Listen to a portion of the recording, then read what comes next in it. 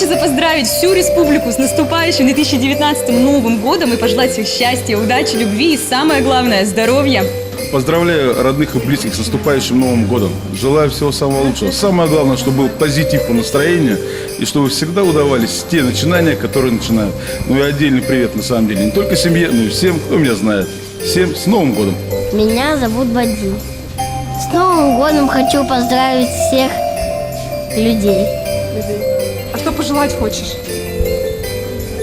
Хочу пожелать, чтобы все их мечты сбылись. Да, особенно хочу поздравить свою маму. А что ты ей пожелаешь? Я пожелаю, чтобы она была красивой и здоровой.